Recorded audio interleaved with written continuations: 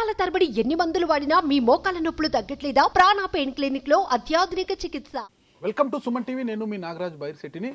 పత్రికా రంగంలో తెలుగు నాట ఒక మార్పును తీసుకువచ్చి మీడియా దిగ్గజంగా పేరుగాంచిన రామోజీ గ్రూప్ సంస్థల అధినేత చెరుకూరి రామోజీరావు గారు ఈరోజు మన నుండి దూరం కావడం తెలుగు ప్రజలే కాదు, దేశంలోని ప్రతి ఒక్కరూ కూడా తీవ్ర దిగ్భ్రాంతికి గురయ్యారు. అయితే ఆయన మరణాన్ని చాలామంది జీర్ణించుకోలేకపోతున్నారు.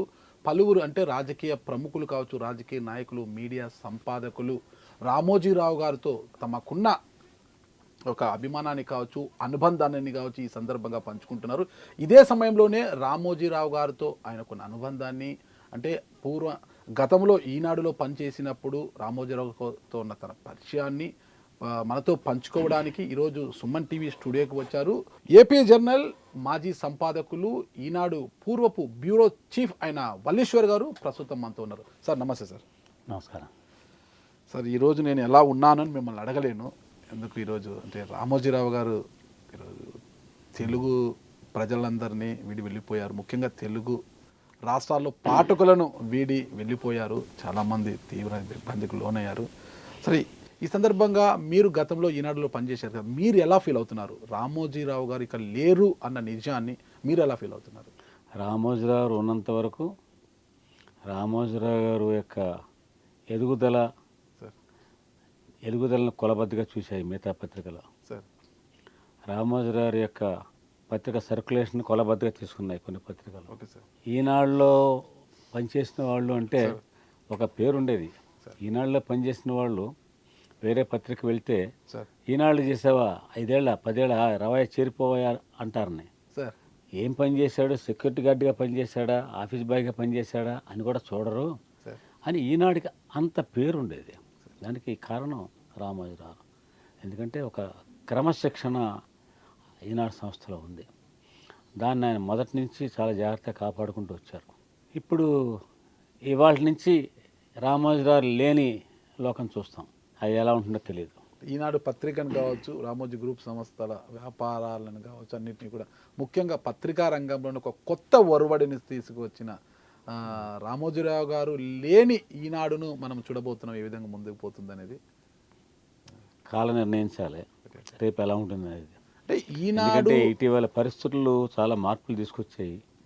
ఒక్క ఈనాడులోనే కాదు, చాలా పత్రికల్లో అంటే ఒక ఆర్గ్యుమెంట్ ఏముంటుందంటే ఒక్కొక్క కాలంలో పత్రికలు ఒక్కొక్క రకమైనటువంటి పాత్ర నిర్వహిస్తూ వచ్చాయి చరిత్రలో. స్వాతంత్రోద్యమ కాలంలో కొన్ని పత్రికలు ప్రభుత్వానికి అనుకూలంగా ఉన్నాయి లేదా తటస్థంగా ఉన్నాయి, అంటే బ్రిటిష్ ప్రభుత్వం. కొన్ని పత్రికలు స్వాతంత్రోద్యమం కోసమని జీవించాయి. స్వాతంత్రోద్యమాన్ని బాగా ప్రోద్బలం చేశాయి. అప్పటి వార్తలు ప్రజలకు అందించడంతో పాటు స్వతంత్ర సంగ్రామంలో ప్రజల్లో ఒక ఉత్తేజాన్ని రేకెత్తించడంలో కూడా అప్పటి పత్రికలు ఒక ముఖ్య భూమిక పోషించాయి కదా. అవును సార్. అలా చాలా డంకా అని కృష్ణా పత్రిక చాలా పత్రికలు ఉన్నాయి. సో ఆ పత్రికానికి అలా చేసినందుకు వాళ్ళు జైలు పాలయ్యారు. అయినా సరే పత్రికలు నడిపారు. ఇప్పుడు ఆ రోజుల్లో నువ్వు ఎందుకు పత్రిక ఎలా నడుపుతున్నావు అని మనం అడిగాం అనుకోండి, మాకు ఒక లక్ష్యం ఉంది అంటారు. ఏమిటంటే దేశాన్ని లిబరేట్ చేయాలి బానిసత్వం నుంచి. తర్వాత కాలంలో ఎమర్జెన్సీ 75 నుంచి ఎమర్జెన్సీ వచ్చింది. ఎమర్జెన్సీ కాలంలో పత్రికలకు నిషేధం విధించారు. అయినా సరే కొన్ని పత్రికలు స్ట్రగుల్ అయ్యాయి. దీన్ని ధిక్కరించాలని రకరకాల ప్రయత్నాలు చేస్తే వాళ్ళని అరెస్ట్ చేశారు. ఎందుకు మీరు వ్యతిరేకంగా రాస్తున్నారు అంటే దేశం కోసమని.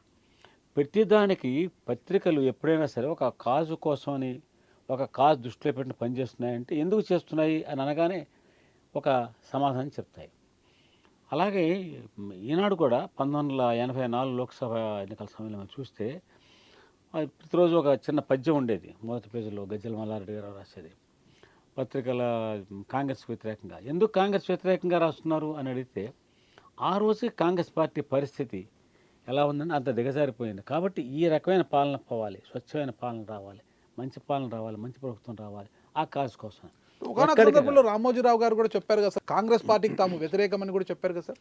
అప్పటి కాంగ్రెస్కి వ్యతిరేకం అదే. Okay sir. అప్పటి పరిస్థితులు తగినట్టుగా విషయం చెప్పారు ఆయన. అన్ని రోజులు పరిస్థితులు ఒకే రకంగా ఉండవు.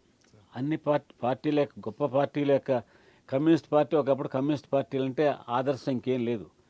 1966 నాటికి మీరు చూస్తే దేశంలో కమ్యూనిస్ట్ పార్టీ ప్రభుత్వంలోకి వచ్చేస్తుంది రేపే ఎల్లుండి అన్నట్టు ఉండింది. ఏమైనాయి? ఎక్కడుంది కమ్యూనిస్ట్ పార్టీ వాళ్ళ దేశంలో? ఎన్ని రాష్ట్రాల్లో ఉన్నాయి? కారణం ఏంటి అంటే కాలక్రమంలో మార్పులు వస్తూ ఉంటాయి. ఆ సిద్ధాంతాలని ఇవాళ లైక్ చేస్తున్నారా? ఆ రోజుల్లో సిద్ధాంతం వ్యతిరేకించిన వాళ్ళు ఉన్నారు. కమ్యూనిస్ట్ సిద్ధాంతం వ్యతిరేకించడమే పనిగా కొన్ని పత్రికలు పనిచేసాయి. ఇప్పుడు అలా లేదు కదా. సోషలిజం కోసం పనిచేసాయి మహామహులంతా, పీలు మూడు వాళ్ళంతా సోషలిజం, జయప్రకాష్ నారాయణ వాళ్ళంతా. కానీ ఇవాళ ఆ పరిస్థితులు లేవు. అందుకని కొన్ని కాలాల్లో కొన్ని పరిస్థితుల వల్ల కొన్ని కారణాల కోసమని కొన్ని పత్రికలు కమిట్మెంట్తో పనిచేయడం అనేది జరుగుతూ వచ్చింది.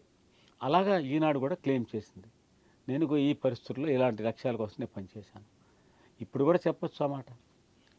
నేను మాట్లాడుతుంది ఏంటంటే రామోజీరావు గారు ఈనాడు పత్రికను డెవలప్ చేసిన దగ్గర నుంచి పత్రికగా, ఒక న్యూస్ పేపర్గా, నేను అంతకుముందు ఆంధ్రపత్రికలో పనిచేశాను, ఆంధ్రజ్యోతిలో పనిచేశాను.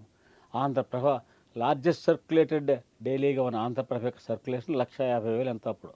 అలాంటి సమయంలో ఆంధ్రజ్యోతి 70,000 80,000. అలాంటి రోజుల్లో నేను కొత్తగా విజయవాడ ప్రారంభమైన ఈనాడులో నేను జాయిన్ అయ్యాను. ఇప్పుడు సార్ 1978 నా అపాయింట్మెంట్ ఆర్డర్ కూడా మీకు ఇచ్చాను ఉందా సార్? చూడండి. రామోజీరావు మీ సెల్లులో ఉంటే మీరే చూపించండి సార్, అది అపాయింట్మెంట్ ఆర్డర్ మీరు చూపించండి. రామోజీరావు గారు సంతకం పెట్టిన అపాయింట్మెంట్ ఆర్డర్ అది. 1980 తర్వాత రామోజీరావు గారు జర్నలిస్టులు ఎవరికి అపాయింట్మెంట్స్ ఇవ్వటం మానేసి, ఆయన ఆర్డర్ సైన్ చేయడం మానేశారు ఆయన. అవునా సార్? ఎందుకంటే న్యూస్ స్టూడియో అని ఒక కొత్త, చాలా అరుదైన అపాయింట్మెంట్ లెటర్ అది. సార్ సార్ సార్ ఒక ఎటువంటి డిసిప్లిన్ ఆయన ఎన్ఫోర్స్ చేశారు సార్, మీకు ఆ సంగతి చెప్పాలి. నేను ఒక చిన్న ఎగ్జాంపుల్ చెప్తాను వినండి. రోసయ్య గారు కాంగ్రెస్ పార్టీలో చేరారు 1980లో. చేరిన తర్వాత వారికి మంత్రి పదవి ఇచ్చారు రోసయ్య గారికి. వారు మంత్రి అయిన 2వ రోజు 3వ రోజు ఆయన ఏలూరు వచ్చారు. నేను అప్పుడు ఏలూరులో ఈనాడు స్టాఫ్ రిపోర్టర్గా నా కెరీర్ స్టార్ట్ అయ్యి 2 సంవత్సరాలు అప్పటికి. కెరీర్ ఈనాడులో, అదర్వైజ్ నాకు అప్పటికే నేను పుటప్ సమ్ అంటే ఆంధ్రపత్రిక చేశారు, ఆంధ్రజ్యోతి చేశారు, తర్వాత మీరు ఈనాడుకు వచ్చారు. అప్పటికి 10 సంవత్సరాలుగా నేను ఆల్రెడీ ఉన్నాను. వచ్చినప్పుడు కొంతమంది మిత్రులు, జర్నలిస్ట్ మిత్రులు, బివి రాయుడు అని, మంత్రిపాటి శ్రీహర్రావు గారు, మేము కలుద్దాం అనుకుంటే కలుస్తాం. పెళ్ళికి వచ్చారు, పెళ్ళాక గెస్ట్ హౌస్లో కలిసాం. కలిసినప్పుడు చాలా విషయాలు మాట్లాడుకున్నాం. మాట్లాడుతున్నప్పుడు లాస్ట్లో నేను ఒక ప్రశ్న అడిగాను. ఆయన మంత్రి అయ్యాక మొట్టమొదటిసారి బయటకు వచ్చి మీడియాతో మాట్లాడుతున్నారు. మీరు చెన్నారెడ్డి గారి ప్రభుత్వంలో పనిచేస్తున్నారు కదా, ఈ ప్రభుత్వం అంతా నీతివంతమైందే అని మీరు అనుకుంటున్నారా? నీతివంతంగా పనిచేస్తుంది అనుకుంటున్నారా అన్నాను. ఆయన అన్నారు, వల్లీశ్వర్ గొంగట్లో తింటున్నాము, ఏం చెప్తా నేను అన్నాడు ఆయన. అయిపోయింది, వచ్చేసాం కదా. సరే, నేను మర్నాడు వార్త రాసినప్పుడు ఏం రాశారు సార్ వార్త? విషయం అంతా వేరే ఉంది, ఇంకా ఇతర విషయాలు చాలా ఉన్నాయి. నేను ఇది లాస్ట్లో పెట్టాను ఈ పాట. చెన్నారెడ్డి ప్రభుత్వ నిజాయితీ గురించి ప్రశ్నించగా రోసయ్య గారు దాటవేశారు అని రాశాను. అంటే చెప్పలేదని, గొంగట్లో తింటున్నారు నేను రాస్తే అర్థం ఏంటి కదా. అంటే రాయకూడదా అంటే రాయకూడదు. బికాస్ ఆయన ఇంటెన్షను, ఆయన విషయం చెప్పాడు కానీ కాన్ఫిడెన్స్లో తీసుకుని ఇలా రాయమని ఉద్దేశం కాదు కదా. ఇంకొక విషయం, ఆయన ఫైల్ చూడరా అని ఇంకొకటి రాశాడు, చెప్పాడు. ఆయన చెప్తే ఇంకొక విలేకరి ఆయన రాశాడు, మంత్రులు ఫైల్ చూడరా అని చెప్పి ఈయన బయలుదేరుతుంటే సరే ఆ సబ్జెక్ట్ మాకు సంబంధం లేదు, నేను నా విషయం మాట్లాడతాను. ఇది డెస్క్లో ఉన్న వాళ్ళు ఏం చేశారంటే ఐటమ్ అంతా చదివిన తర్వాత, అరే మా అసలు ప్రశ్న కింద ఉంది కదా, ఈ ప్రశ్న కింద ఉంటే పైకి రావాలి కదా అని మార్చారు. విషయం అయితే అదే, వార్తలు మార్చలేదు, విషయాన్ని బయట తీసుకొచ్చారు. హెడ్డింగ్ ఏం పెట్టారు? చెన్నారెడ్డి ప్రభుత్వ నిజాయితీ, మంత్రి రోసయ్య మౌనం అని పెట్టారు. ఇప్పుడు కొత్తగా చెన్నారెడ్డి ప్రభుత్వం చేరిన రోసయ్య గారికి ఇది ఎంత ఎంబరేస్మెంటు. కరెక్ట్. పాత మంత్రులంతా వెళ్ళి చెన్నారెడ్డి గారి మీద పడిపోయారు. ఏంటిది, నువ్వేమైనా మంత్రి పదవి ఇచ్చావు చూడు, వస్తూనే ఎలా మాట్లాడాడు చూడని చెప్పని ఆ హెడ్డింగ్తో రోసయ్య గారు రామోజీరావు గారికి ఫోన్ చేశారు. ఫోన్ చేసి ఏం మాట్లాడారు ఆయన. వెంటనే రామోజీరావు గారు నాకు ఒక సంజాయిషి అడిగారు, నన్ను ఎక్స్ప్లెనేషన్ కాల్ఫర్ చేస్తూ రిటర్న్గా ఇచ్చారు. అది రోసయ్య గారు నేను అలా అనలేదంటున్నారు, ఇది క్రెడిబిలిటీ ముఖ్యం కదా, ఇది ఎలా జరిగింది వివరించమని రాశారు. దీన్ని ఏమంటారు? డిసిప్లిన్. నేను సమాధానం ఇచ్చాను. నేను రాసిన రిపోర్ట్ కూడా ఎంక్లోజ్ చేశాను. నేను రాసిన దాంట్లో దీన్ని కింద ఉంది, అది టోన్ డౌన్ చేసి పెట్టాను. పైగా ఏదో ఆయన మౌనం వహించారని లేదు, ఏదో దాటవేశారని ఏదో దాటవేశారు. చెప్పాం. ఇది పని కట్టుకుని ప్రభుత్వ నిజాయితీ మౌనం అంటే అర్థం ఏంటి? ఆ గొంగట్లో తింటున్నది అలాగే ఉంది కదా ఇది. బట్ ఇలాంటి ఇలాంటి ఇలాంటి అప్రోచ్ ఒక చీఫ్ ఎడిటర్ స్థాయిలో ఆయన ప్రతి చిన్న అంశము కూడా ఒక అకౌంటబిలిటీ అంటే ఒక నిబద్ధత ఉండాలి రిపోర్టర్కి అని చూసేవారు రామోజీరావు. That I respect. అలాంటి సంఘటనలు చాలా జరిగాయి. నేను కంప్లైంట్ చేశాను మిడిల్ మేనేజ్మెంట్స్ మీద, నేను ఫైట్ చేశాను. బట్ ఈ స్టూడ్ ఫర్ వాల్యూస్. అది రామోజీరావు యొక్క ప్రత్యేకత. మీరు స్పెసిఫిక్గా అడిగితే అని చెప్తాను. అది సో అంటే మీరు ఇతర పత్రికలలో పనిచేశారు, తర్వాత మళ్ళీ ఈనాడులోకి వచ్చారు. అక్కడ పత్రికల్లో పనిచేసినప్పుడు ఆ యాజమాన్యాలతో కావచ్చు అనుబంధం ఎలా ఉండేది, అక్కడ పరిస్థితులు ఎలా ఉండేటివి, ఈనాడుకు వచ్చిన తర్వాత ఇక్కడ పరిస్థితులు కాబట్టి ఇక్కడ యాజమాన్యం ముఖ్యంగా రామోజీరావు గారితో ఎలా ఉండేది, ఆయన వ్యక్తిత్వం గురించి ఏంటి, అసలు ఏం తెలుసుకున్నారు సార్ మీరు? మీరు రెండు విషయాలు కలిపేశారు, మేనేజ్మెంటు తర్వాత రామోజీరావు వ్యక్తిత్వం రెండు కలిపేశారు మీరు. సార్ బట్ ఇవి రెండు వేరు వేరు. బట్ పోనీ ఒకటే అనుకుందాం, మేనేజ్మెంట్ కూడా రామోజీరావు కదా. ఈనాడులో పనిచేసిన ఎవరైనా ఈనాడు సంస్థలో సార్ వాళ్ళు ప్రపంచంలో అండమాన్స్లో ఉండేవాడి, అమెరికాలో ఉండేవాడి, ఆఫ్రికాలో ఉండే, ఎక్కడైనా పనిచేయని ఉండే ఆ ఎంప్లాయీకి నెల చివరి రోజు 30, 31 లేదా 1 తారీఖుల్లో జీతం అతనికి పడి తీరుతుంది. Never our organisation failed. అది నేను గర్వంగా చెప్తాను ఆ సంస్థలో పనిచేసినందుకు. ఒక్కసారి బాగా లేట్ అయినాయి జీతాలు. ఏంటి ఇంత రోజులు లేట్ అయిపోయింది ఈ సంస్థలో అనుకున్నాం. అంటే ఎప్పుడు పడ్డ జీతాలు 1వ తారీఖు పడాలి, 3వ తారీఖు పడింది. 3వ తారీఖు పడితే ఇంత లేట్ అయిపోయింది ఏంటి అనుకున్నాము. ఇది నేను ఏ సంస్థలో వినలేదు. నేను ఆంధ్రపత్రికలో పనిచేశాను, ఆంధ్రజ్యోతిలో పనిచేశాను. ఈ రకమైనటువంటి మేనేజ్మెంట్ అంటే నేను ఖచ్చితంగా నెల 1 నేను ఢిల్లీలో పనిచేశాను. ఢిల్లీలో చెక్ వచ్చేది. ఎప్పుడు వచ్చేది చెక్? నాకు 28, 29కి వచ్చేది. ఎందుకంటే అది ఎన్కాష్ కావాలి కదా. 1వ తారీఖు కల్లా శాలరీ ఉండాలి నాకు నా అకౌంట్లో. అలాంటి మేనేజ్మెంట్ నాకు తెలియదు మిగతా పత్రికలు ఎలా ఉందో. తెలుగు పత్రికల్లో మాత్రం చెప్తాను ఖచ్చితంగా అది డిఫరెంట్.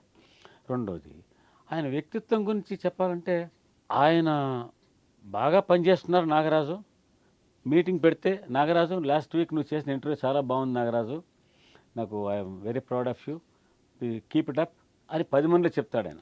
అప్పుడు మీకు కాలర్లు వేస్తుంది, చాలా గర్వంగా అనిపిస్తుంది, ఇంకా ఉత్సాహంగా పని చేయాలనిపిస్తుంది కదా. అలాగే ఎవరన్నా తప్పుడు వ్యవహారం చేశాడు అనుకోండి, తప్పుడు వార్త రాశాడు అనుకోండి, దాని మీద కామెంట్ రాసేస్తాడు. ప్రతిరోజు ఆయన ఎంతమంది ఎడిటర్లు మొత్తం పేపర్ చదివి కామెంట్ రాస్తున్నారు నాకు తెలియదు తెలుగులో. ఐ డోంట్ థింక్ సో, అది పాసిబుల్ కాదు. ఆయన రోజు మొత్తం ఈనాడు చూస్తారు. ఆయన జిల్లాల నుంచి వచ్చే మినీ సప్లిమెంట్లు, జిల్లా టాబ్లెట్స్ 29 జిల్లాల టాబ్లెట్స్ చూసేవారు. వాటి మీద కామెంట్స్ రాసేవారు. ఎవడి చెత్త హెడ్డింగ్ పెట్టింది అని రాస్తారు. మంచి హెడ్డింగ్ అనుకోండి, వెరీ గుడ్ అని రాస్తాడు. వెరీ గుడ్ రాశాడంటే వాడికి అది క్రియేట్ ఎక్కడో యాడ్ అవుతుంది వాడికి. ఆయన మళ్ళీ ఇవాళ రాసి కూడా 1 నెల తర్వాత 2 నెలల తర్వాత మళ్ళీ కలుసుకుంటే మీటింగ్లో గుర్తుపెట్టుని చెప్తాడు, నువ్వు రాసింది చాలా బాగుందయ్యా అది అవాళ అంటాడు. మీటింగులు జరిగేవి. ఆయన చీఫ్ ఎడిటర్గా ఆయన స్వయంగా చూస్తున్నంతకాలం నెలకో 2 నెలలకో స్టాఫ్ రిపోర్ట్లు మీటింగ్ యూనిట్ల వారికి జరుగుతుండేవి. ఆ యూనిట్ల మీటింగ్లో డిస్కషన్స్ వస్తుండేవి. ఇది నేను విజయవాడలో ఏలూరులో పనిచేసినప్పుడు విజయవాడలో మీటింగ్లు జరిగాయి. తిరుపతిలో చూశాను, తిరుపతిలో పనిచేసినప్పుడు. తిరుపతి ఒక యూనిట్ హెడ్ క్వార్టర్స్. వైజాగ్లో చూశాను. ఇప్పుడు ఒక ఎగ్జాంపుల్ చెప్తాను. నేను IPKF Indian piece keeping force శ్రీలంకలో రాజీవ్ గాంధీ ప్రధానమంత్రిగా ఉండగా మన ప్రభుత్వం పీస్ కీపింగ్ ఫోర్స్ పంపించింది. ఆ పీస్ కీపింగ్ ఫోర్స్ పంపడం వల్ల నౌకాదళం మీద భయంకరమైనటువంటి భారం పడింది. తూర్పు నౌకాదళానికి హెడ్ క్వార్టర్స్ విశాఖపట్నం. అంచేది నేను తూర్పు నౌకాదళంలో నేను ఒక 3 నెలలు 4 నెలలు 4 మాసాల పాటు కష్టపడి చాలామంది కలిసి ఈ IPKF యొక్క ఇంపాక్ట్ ప్రభావం నౌకాదళం మీద ఎలా ఉంది అని రాబట్టాను. ఆ సమాచారం పెద్ద స్టోరీ అది. వాళ్ళ ట్రాన్స్ఫర్లు ఆపేశారు. డ్రాసియర్స్ అంటే కొరియర్ వెళ్ళాలంటే హెలికాప్టర్ వాడేవాళ్ళు మానేశారు. బ్రాస్టాక్స్ అంటే ఏడాదికి ఒకసారి ఉత్తుత్తి యుద్ధాలు చేస్తుంటారు వాళ్ళు సముద్రంలో ప్రాక్టీస్ కోసం, అవి మానేశారు. సప్లైస్ తగ్గించేశారు. ఏడాదికి 10 టవల్స్ ఇవ్వాలనుకోండి మీ కుటుంబానికి 4 ఇస్తున్నారు. టవల్ సబ్బులు నెలకి 4 ఇవ్వాలనుకోండి 2 ఇస్తున్నారు. అన్నీ ట్రాన్స్ఫర్లు ఆపేశారు, ప్రమోషన్లు ఆపేశారు. ఇన్ని యాక్టివిటీస్ ఆగిపోయినాయి భారత నౌకాదళంలో ఒక ఐపీకేఎఫ్ వల్ల. ఈ స్టోరీ నేను రాసినప్పుడు అది న్యూస్ టైంలో చాలా పతాక శీర్షికలు వేశారు. పెద్ద స్టోరీ అది. అంత పెద్ద స్టోరీ చిన్న విషయం కాదు. 4 నెలలు కష్టపడి సంపాదించింది అది. అదే ఈనాడులో కొన్ని లోకల్ కారణాల వల్ల ఈ వాళ్ళు ఏం చేశారు, ఎడిటోర్లు వాళ్ళు దాన్ని మినీలో వేశారు, మెయిన్ పేపర్లకి పంపకుండా. నెల రోజుల తర్వాత రామోజీ గారు మీటింగ్కి వస్తే, వల్లేశ్వర్ ఐపీకేఎఫ్ది చాలా మంచి స్టోరీ, చాలా బాగా రాసావు నువ్వు, ఐఎమ్ వెరీ హ్యాపీ, చాలా నీ ఎఫర్ట్ అందులో కనబడిందయ్యా అని. ఈ పక్కన మీటింగ్ కదా, ఈ చీఫ్ సబ్ఎడిటర్స్ ఎదురున్నారు మేధావులు, వాళ్ళని ఉద్దేశించి మీరు తగలబెట్టారయ్యా మీరు ఐటమ్ని, అది మిన్నులో వేసే ఐటమ్ అది, ట్యాబ్లెట్లో వేసే ఐటమ్ అది అని రాయించాడు ఆయన. చెప్పండి, ఎంతమంది ఎడిటర్లు ఎంత జ్ఞాపకం పెట్టుకుని ఇది విలువైనది, ఈ సబ్జెక్ట్కి న్యాయం జరగలేదు. అంటే మీడియా అంటే అధిపతిగా ఉన్న ఆయనే చాలా కాలం పాటు చీఫ్ ఎడిటర్గా బాధ్యతలు చేశారు కదా సార్, బాధ్యతలు నిర్వహించారు కదా. ఎందుకు అంటారు ఆయన చీఫ్ ఎడిటర్గా ఉన్నారంటారు? అంటే తెలుగు అంటే అంత ఇష్టమా ఆయన, తెలుగు నుడికారాలు? మొదటి నుంచి చీఫ్ ఎడిటర్ ఆయన. అంటే మొదటి నుంచి కాదు, కొంతకాలం ఏవికే ప్రసాద్ ఎడిటర్గా ఉండేవారు మొదట్లో. తర్వాత ఏదో కారణాల వల్ల ఆయన వెళ్ళిపోయిన తర్వాత ఈయన ఏం సార్ తనే చీఫ్ ఎడిటర్గా ఉంటూ, అంటే అకౌంటబిలిటీ ఉండాలి. ఎడిటర్లను మాత్రం వేరే ఎడిటర్ని పెట్టేవారు. చాలామంది చేశారు ఎడిటర్లుగా. ప్రభాకర్ ఒక ఆయన చేశారు, రమేష్ బాబుని ఒక ఆయన చేశారు, ఇంకా అంతకుముందు ఒక ఆయన చేశారు, సలీమా ఒక ఆయన చేశారు. బట్ ఎడిటర్లు అంటే న్యూస్ ఎడిటర్స్ వాళ్ళు అనమాట. ఆయనకి నాకు అర్థమైందంటే న్యూస్ పేపర్ అంటే ఒక ఊహ ఉండేది. ఆ ఊహ ఒక ఇమాజినేషన్ ఉండేది. నేను ఒక శక్తివంతమైన పత్రిక నడుపుతున్నాను అనే భావన, ఆ భావన ఆయనకు ఆనందం కలిగించేది. ఆ శక్తివంతమైన పత్రిక కావాలంటే శక్తి ఎక్కడి నుంచి వస్తుంది? తను ఒక్కడు పనిచేస్తే కాదు కదా. అందుకని ఎడిటోరియల్ టీం పనిచేయాలి, రిపోర్టర్స్ పనిచేయాలి. వీళ్ళు పనిచేస్తే సరిపోదు కదా. మంచి క్వాలిటీ పేపర్ తీసుకొస్తుంటే ఇది మార్కెట్లోకి వెళ్ళాలి. దాని ఎంఎంపీఎల్ మార్గదర్శక మార్కెటింగ్ ప్రైవేట్ లిమిటెడ్ వాళ్ళు తీసుకెళ్ళాలి. ఆదాయం కావాలి కదా. సర్క్యులేషన్ పెరుగుతుంటే అడ్వర్టైజ్మెంట్స్ వాళ్ళని రుద్దేవారు మీటింగ్లు పెట్టి. సర్క్యులేషన్ పెరుగుతూ నువ్వే బిజినెస్ ఎంత ఇచ్చావని. ఓకే, ఒక గొప్ప విషయం చెప్తానండి రామోజీ గారి గురించి. ఇది నేను తెలుగు న్యూస్ పేపర్లో చూడలేదు. ఇది వృత్తిని వ్యాపారాన్ని రెండు వేరువేరుగా చూశాడు ఆయన. నేను పనిచేసిన 26 సంవత్సరాల కాలంలో నాకు ప్రస్ఫుటంగా కనిపించింది ఇది. మీరు రిపోర్ట్ రాస్తారు, మీ ఏ సబ్జెక్టు రాయదగిందో మీరు రాస్తారు అది. ఓకే, ఇంకొక ఆయన పెద్ద బిజినెస్ మ్యాన్, ఆయన పెద్ద అడ్వర్టైజ్మెంట్ ఇచ్చాడు, ఫుల్ పేజ్ యాడ్ ఇచ్చాడు, 2 పేజీలు యాడ్ ఇచ్చాడు. ఆయన పెద్ద యాడ్ ఇచ్చాడు, కొంచెం వాళ్ళ న్యూస్ రాయి అని మీకు ఆయన చెప్పడు. ఎప్పుడు చెప్పలేదు, చెప్పకూడదని కూడా చెప్పాడు ఆయన. ఇది వ్యాపారం, విలువలు పాటించారు. ఇది వృత్తి, పత్రికా రంగంలో విలువలు పాటించారు. మీరు ఏదైనానండి, ఈ వృత్తి వేరు, వ్యాపారం వేరు.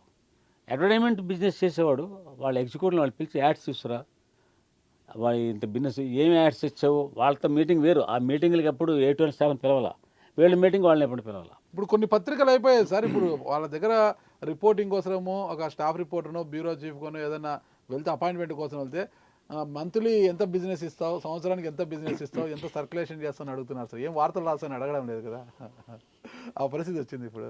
కానీ ఈనాడు ఎప్పుడు అలా లేదు కదా సార్. ఎప్పుడు రిపోర్టర్స్ని బిజినెస్ తెమ్మని అడగలేదండి.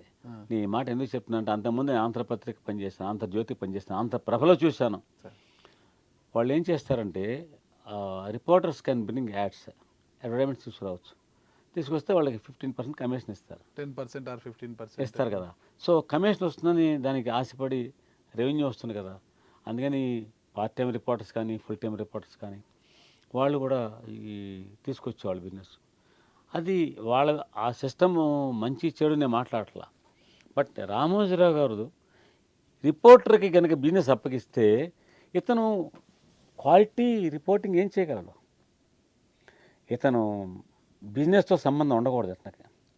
అలాగే మార్కెటింగ్కి వెళ్ళేవాళ్ళు ఎవడో ఒకసారి వార్త ఇచ్చాడు, ఏదో ధర్మంచర సత్యవాద ఏదో సంథింగ్ ఎక్కడో ఏదో వార్త ఇచ్చాడు, అది ఇంకోటి ఏదో ఒక వార్త తీసుకొస్తే ఆ టైంకి నా యూనిట్లో నేను డిస్ట్రిక్ట్ స్టాఫ్ రిపోర్టర్ని వెళ్ళిపోయి మొట్టమొదటిసారిగా తెలుగు పత్రికా రంగంలో టెలిప్రింటర్లు ఆఫీస్ ఇచ్చారు, టెలిప్రింటర్లు ఇచ్చారు.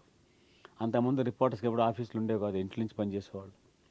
నేను ఊళ్ళో లేని టైంలో ఈ మార్కెటింగ్ హెడ్ ఏం చేశాడు, ఎక్కడో చూసి వచ్చింది ఒక వార్త, ఎవరో చెప్పిన వార్త రాసేసాడు. రాస్తే అది పేపర్లో వచ్చేసింది. మొన్నటి చూస్తే అది కరెక్ట్ కాదు, ఈ చెప్పినవాడు ఎవడో మిస్లీడ్ చేశాడు. ఆ ఊరి నుంచి వచ్చేసారు, ఊరి సర్పంచ్ పెద్దవాళ్ళంతా వచ్చేసారు, ఎవడే వార్త ఇచ్చింది, ఎవడు రాసిందని చెప్పని. వాళ్ళు నా దగ్గరకు వస్తే సరిపోయేది, వాళ్ళు ఏకంగా విజయవాడకు లెటర్ రాశారు. రామోజీ గారు ఏమిటి ఎంక్వైరీ చేశారు, ఏంటంటే నా సంబంధం మార్కెటింగ్ వాళ్ళు చేశారు. లెఫ్ట్ అండ్ రైట్ వాయించాడు, నీ పని కాదు, నీ పని నువ్వు చేయి, గుర్రం పని గుర్రం చేయాలి, గాడిద పని గాడి చేయాలి, నీకెందుకు ఆ పని. అంటే ఈ మేనేజ్మెంట్ అన్నదాన్ని చెప్తున్నాను నేను. దీని యొక్క ఇంపాక్ట్ ఎప్పుడైతే బిజినెస్ కోసం రిపోర్టర్ పరిగెత్తాడో తన వృత్తి న్యాయం చేయలేడు, ఇది ఆయన నమ్మకం. అలాగే ఈ వృత్తి విలువలు తెలియనివాడు, రాసే ఏది రాయచ్చు ఏది రాయకూడదు తెలియనివాడు, వాడు వెళ్ళి మార్కెటింగ్ చేయాలి, యాడ్స్ ఇదే ఈ పని చేస్తే ఎట్లాగా. ఈ రెండు వేరుగా చూశాడు. That is something unique. అంటే పత్రికా రంగంలోనే మలయాళం మనోరమ తర్వాత అంతటి ప్రజాదరణ పొందిన పత్రిక కూడా ఈనాడు అంటారు సార్. అది ఎవరు కాదనేది, ఎవరైనా నా చిన్నతనంలో సైతం కూడా, అంటే ఈ రోజుకి కూడా ఈనాడు పత్రికను చేతిలోకి తీసుకున్న తర్వాత ప్రతి ఒక్కరు ఎవరైనా కూడా ఒక 4 పేజీలు అలా తిప్పందే అసలు రోజు గడవదు. ఒకానొక సందర్భంలో అంటే ఈనాడు పత్రికలో ఏమైనా ఈ నికోటిన్ అనే పదార్థం ఏమైనా ఉందా, అంత దానికి అడిక్ట్ అయిపోతున్నారు. అంతే కదా సార్, అంత అడిక్ట్ అయిపోతున్నారు ఏంటనే ఒక ఇది కూడా వచ్చింది కదా సార్. ఒక 1989లో ఆరంభంలో ఈ ట్యాబ్లెట్ స్టార్ట్ అయినాయి. ట్యాబ్లెట్ స్టార్ట్ చేయడానికి ముందు ఆయన టాబ్లెట్స్ తీసుకొచ్చింది ఈనాడే కదా సార్, రామోజీరావు గారే. ఫస్ట్ ఈనాడు జోన్ పేజెస్, టాబ్లెట్స్ ఫస్ట్ ఈనాడు. ముందు జిల్లా పేపర్లు తీసుకొచ్చారు, తర్వాత జోన్లు వచ్చాయి.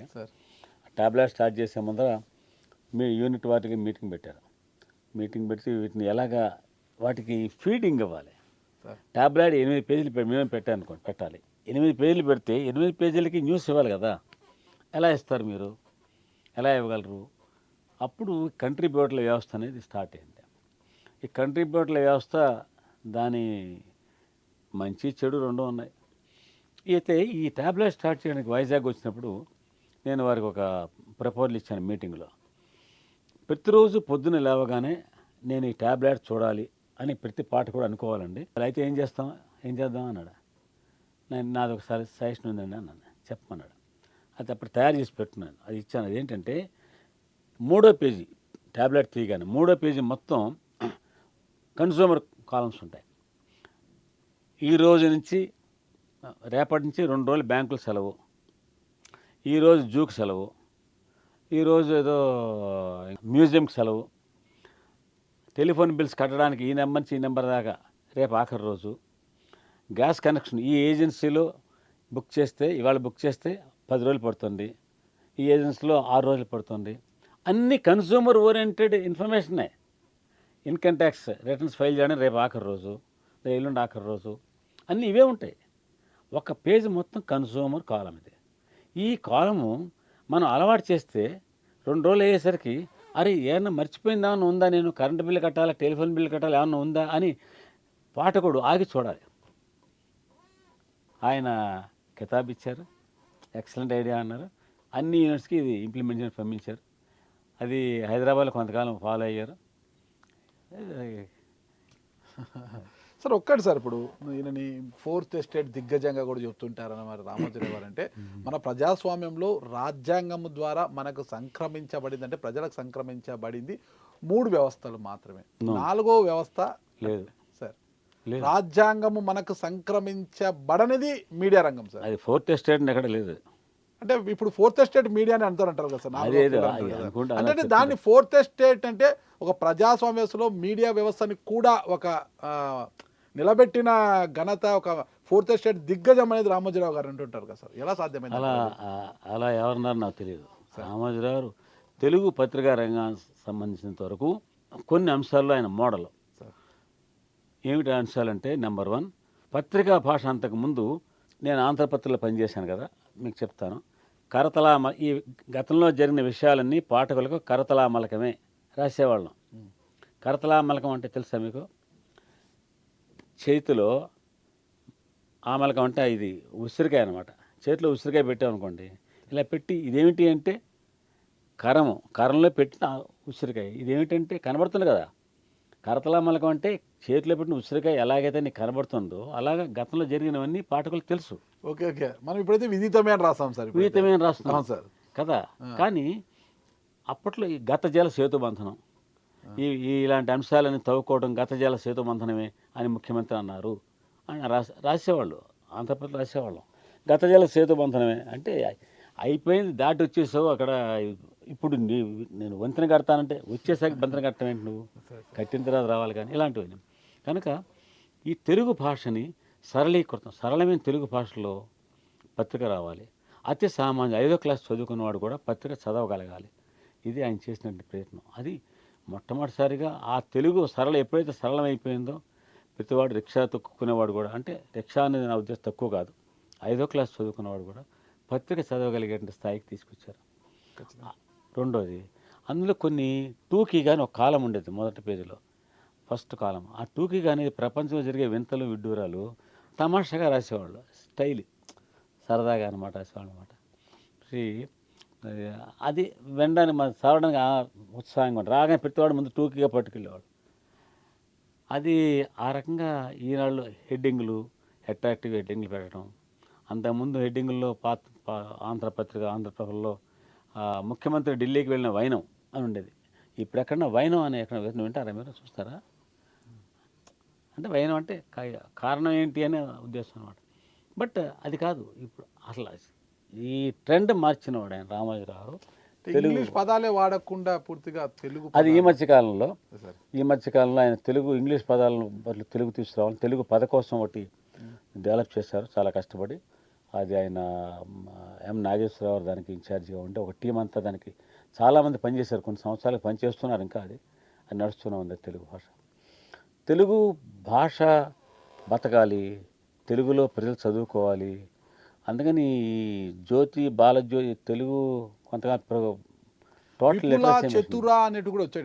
Total literacy mission, Vipula Chatura ఒకటి నవల, ఒకటి కథలు. కథలు ఏంటంటే ఇతర భాషల్లో ప్రచురితమైనటువంటి మంచి మంచి కథలు మనకి అందుబాటులో రావు కదా, అవి దీంట్లో విపుల్లో వేసేవాళ్ళు.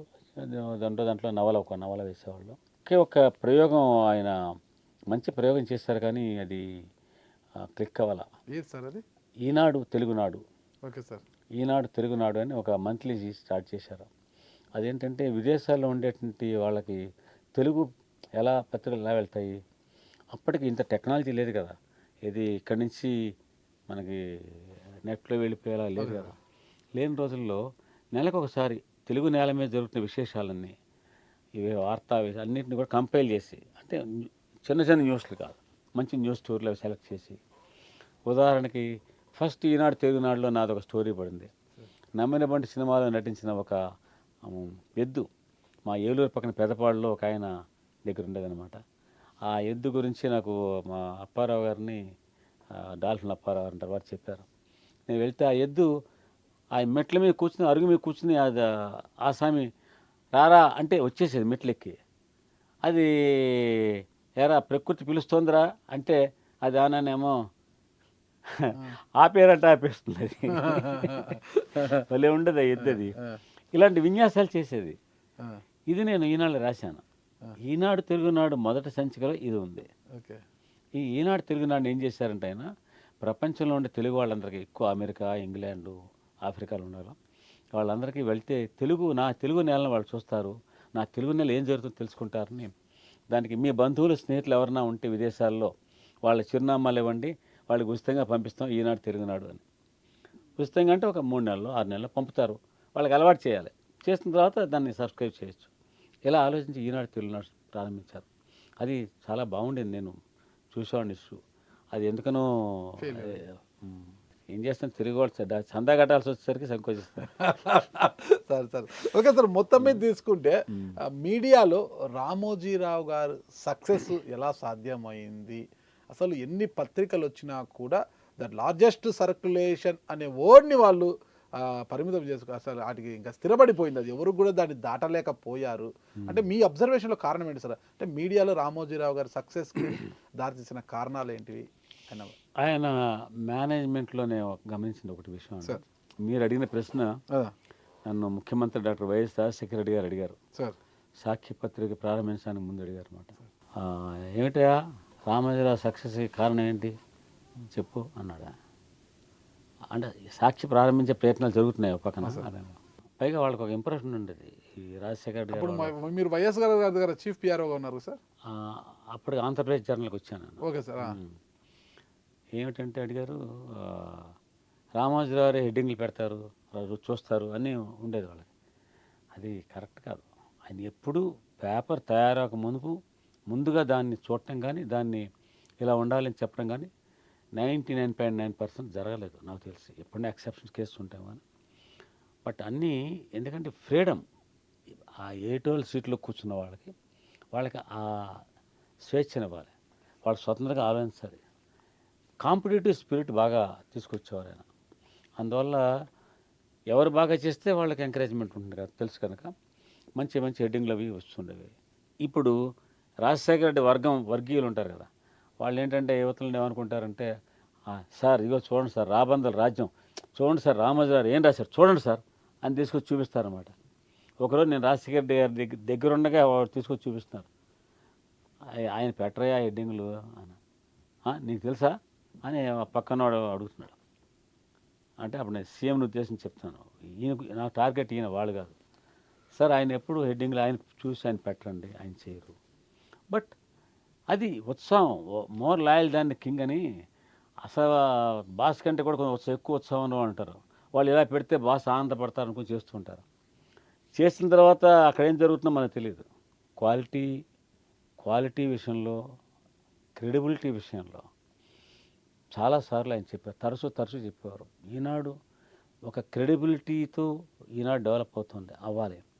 ఈ క్రెడిబిలిటీని దయచేసి పాడు చేయకండి. తిరుపతిలో ఎన్టీ రామారావు 82 మే మహానాడు జరిపి ఆ సాయంత్రం పబ్లిక్ మీటింగ్ అడ్రస్ చేశారు తిరుసాన్ రోడ్లో. నేను Tirupati head quarters unit reporter ఉన్నా. అక్కడికి వెళ్ళాను నేను. ఆ సభకి వెళ్తే జనం బాగా పెద్ద ఖాళీ స్థలం ఉంటుంది. నేను చుట్టూ కొలిచాను, జనం నుంచున్న చుట్టూ కొలిస్తే నాకు 2 లక్షల చదరపు అడుగులు వచ్చింది. నిలబడితే ఎంత ఉంటున్నాను పాదాల దగ్గర, అంతే కదా. సో 2 లక్షల చదరపు దాదాపు 2 లక్షల మంది జనం హాజరయ్యారు దీనికని రాశాను. రాస్తే ఆయన అడిగారు తర్వాత, తిరుపతి జనాభా ఎంత? 1,50,000. 2 లక్షలు ఎక్కడి నుంచి వచ్చారు అంటే, బయట వాళ్ళ నుంచి వచ్చారు సార్. ఎలా కొలిచావు? ఇలా కొలిచాను. నువ్వు పాదాల దగ్గర కొలిచావు, కానీ కూర్చున్నవాడు కొంతమంది ఉన్నారు కదా ముందర, ఫోటోలు కనబడుతున్నారు. కూర్చున్నవాడు ఎంత స్పేస్ తీసుకుంటాడు, నిలబడ్డవాడు నడుం దగ్గర ఎంత స్పేస్ తీసుకుంటాడు, ఇవన్నీ కొలిచి చెప్పన్నారు అని లెక్కేస్తే 1 లక్ష. చూసావా, 2 లక్షలు రాస్తే మన క్రెడిబిలిటీ ఏమైందయ్యా?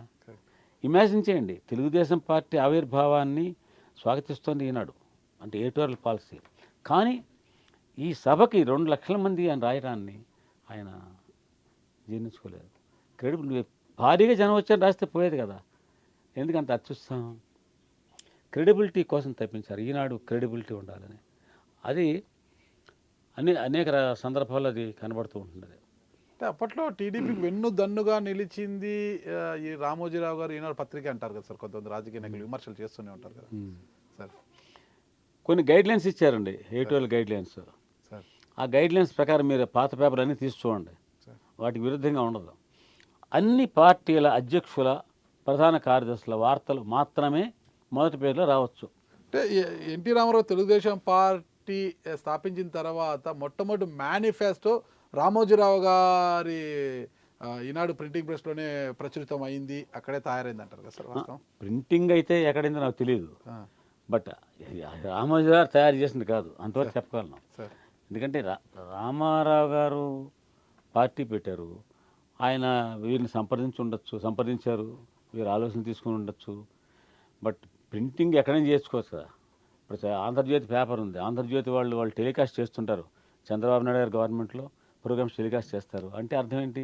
అన్నీ వాళ్ళు తయారు చేస్తున్నారన్నా? కాదు కదా. ప్రింటింగ్ చాలా చూడాలి. న్యూస్ పేపర్స్, చాలా పేపర్స్ ప్రింట్ చేస్తుండే డాక్యుమెంట్స్, వేరే డాక్యుమెంట్స్.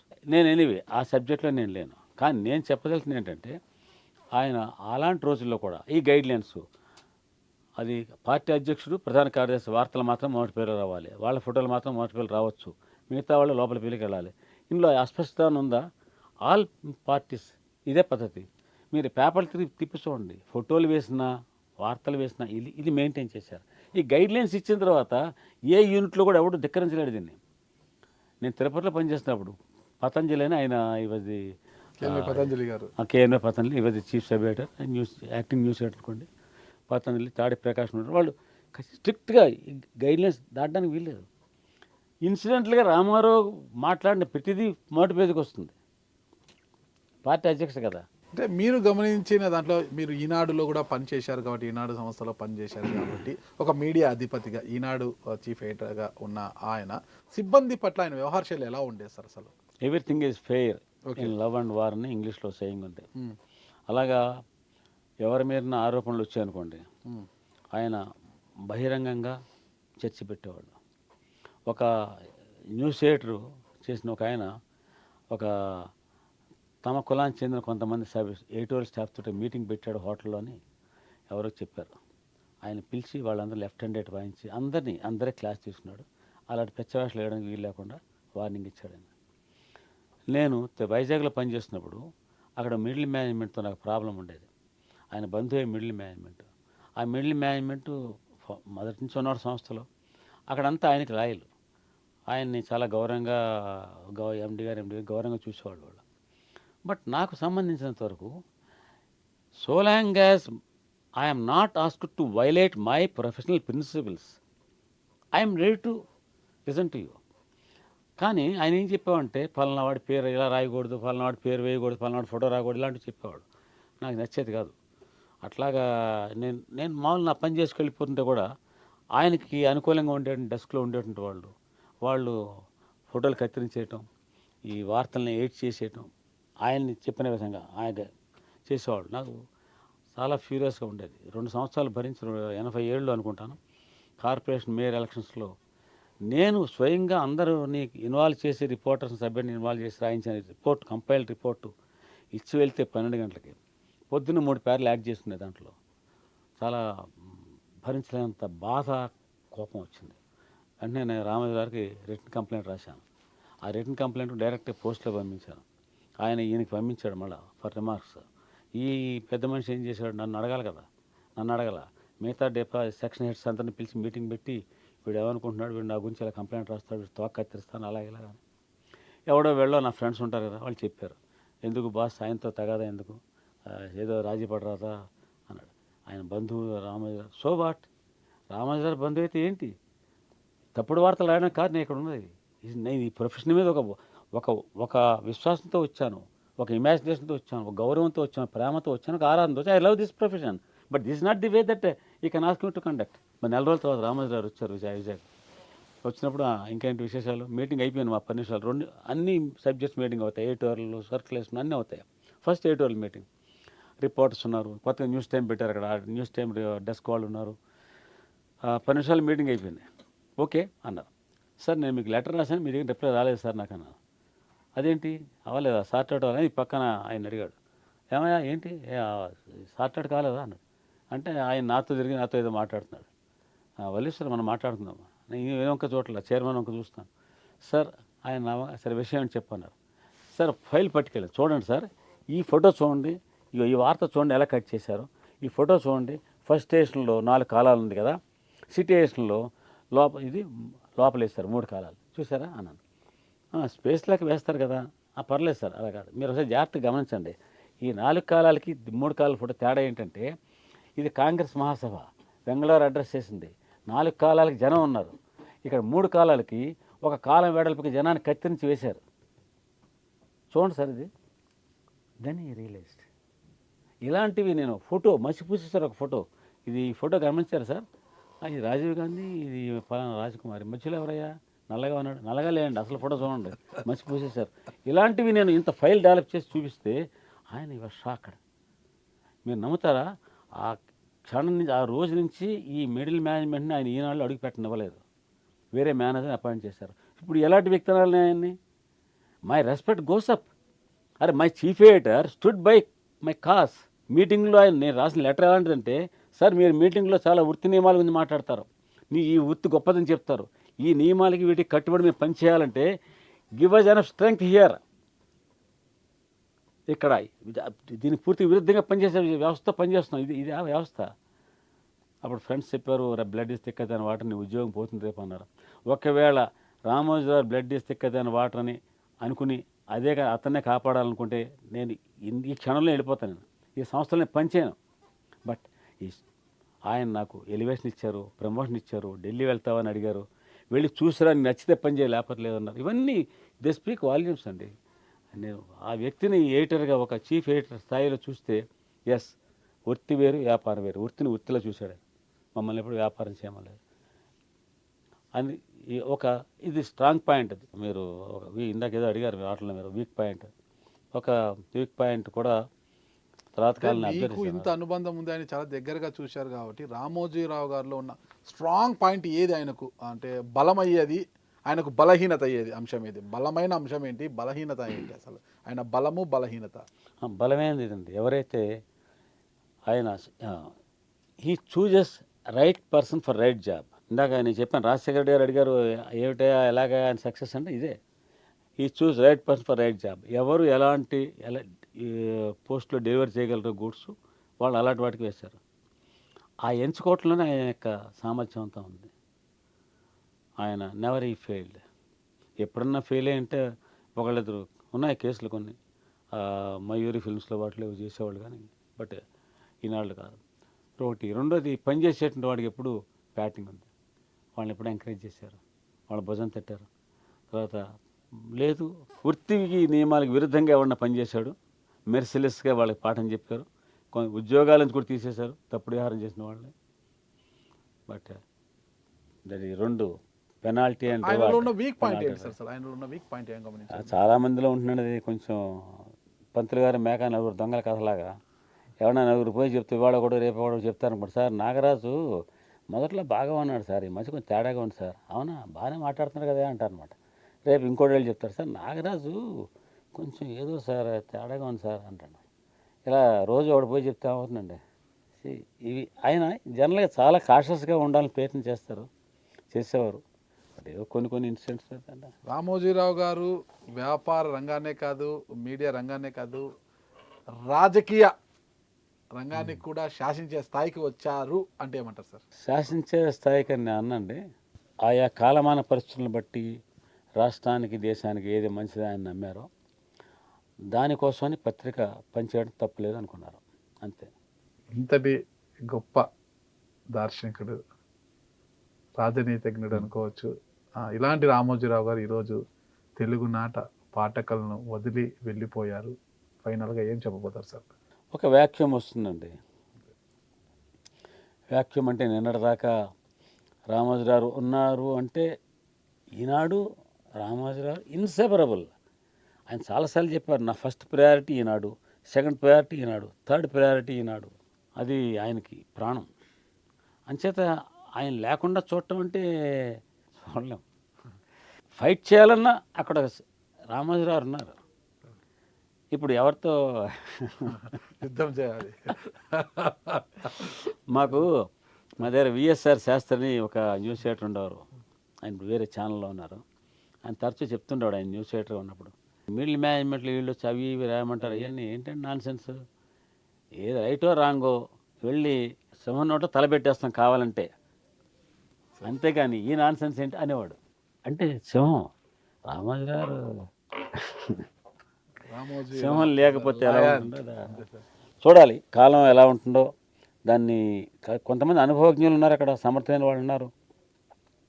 ఏటోల్ సైడ్ ముఖ్యంగా నాగేశ్వరరావు వంటి వాళ్ళు, they are competent enough. DN Prasad ఉన్నారు. బట్ ఒక హెడ్ ఉన్నారు కుటుంబానికంటే, ఏదైనా సమస్య వస్తే, సంకోచం వస్తే, అనుమానం వస్తే ఆ హెడ్ వంక చూస్తాం, క్లారిఫికేషన్ కదా. ఇప్పుడు ఇమ్మీడియట్గా ఆ వ్యాక్యూమ్ వచ్చేసింది, హెడ్ వ్యాక్యూమ్. సార్ ఫైనల్గా ఒకటి చెప్పండి సార్, రాష్ట్రంలో ప్రభుత్వాలు మారిన ప్రతిసారి కూడా రామోజీరావు గారిని ఇబ్బంది పెట్టే పరిస్థితులు వచ్చాయన్నమాట. అది వ్యక్తుల పర్సనల్ ప్రాబ్లమ్స్ వల్ల. కానీ ఆయన కొత్త గవర్నమెంట్ ఏదొచ్చినా కూడా, నా గత అనుభవాలు చెప్తున్నాను, ఏదొచ్చినా కూడా ఒక ఏడాది పాటు అసలు మనం జోలికి వెళ్ళద్దు. వాళ్ళు వర్క్ చేయనివ్వండి ప్రభుత్వాన్ని, వాళ్ళు ఏం చేస్తారో చూద్దాం, ఇదే ఉండేది ఆయనకి. ఇంతటి అంతే తప్ప గొప్ప వ్యక్తి అంటారు ప్రభుత్వం సార్. కొత్త గవర్నమెంట్ వచ్చిన దగ్గర నుంచి వీళ్ళ మీద రాళ్ళు వేద్దాం బుర్ర చేద్దాం అది I had never seen that. అంటే ఇంతటి రామోజీరావు గారు గురించి ఇన్ని గొప్ప వాక్యాలు చెప్పారు మీరు, ఒక సక్సెస్ గురించి చెప్పారు. మరి అలాంటి రామోజీరావు గురించి చివరి దశలో ఈ మార్గదర్శి చిట్ ఫండ్స్ డిపాజిట్ల సేకరణ అంటూ కూడా చాలా ఇబ్బందులకు గురి చేసింది ఏపీ ప్రభుత్వం కదా సార్, దాని గురించి ఏం చెప్తారు?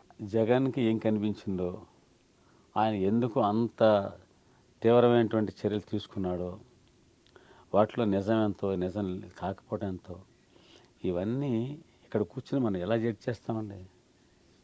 We cannot. నేను సంస్థలో ఉన్నప్పుడు నా అనుభవాలు నేను చెప్పాను మీకు. నేను ఇప్పుడు నేను సంస్థలో లేను, అంత దగ్గర నుంచి చూడట్లేదు, ప్రభుత్వంలో లేను, కొన్ని దగ్గర నుంచి చూసి ఏమన్నా అన్నా అనుకుంటే, బట్ ఎక్కడో తేడా వచ్చింది. అంటే జనరల్గా human relations are very important for whether for a politician or for a media man. ఒక ఎడిటర్కైనా ప్రభుత్వానికైనా మానవ సంబంధాలు చాలా ముఖ్యమైనవి. ఆ మానవ సంబంధాలు ఎప్పుడైతే దెబ్బతింటాయో, బలహీనపడతాయో, ఇలాంటి ప్రపంచంలో ఏ అధినేత కూడా తన యొక్క అధికారాన్ని ప్రదర్శించో, తన బల ప్రదర్శనతోటో, ధన ప్రదర్శనతోటో మనుషుల్ని గెలిచినట్టుగా మనం వినలేదు, చూడలేదు. ప్రేమించడం, ప్రేమను వ్యక్తం చేయడం, ప్రేమిస్తున్నాను నమ్మకం అవతల కలిగించడం, శత్రువును కూడా గెలవచ్చు. ఎక్కడో తేడా వచ్చింది. ఓకే, థ్యాంక్ యూ సార్, మంచి విశేషాలు చెప్పారు సార్. థ్యాంక్ యూ సార్, నమస్తే సార్. ధన్యవాదాలు, నమస్కారం.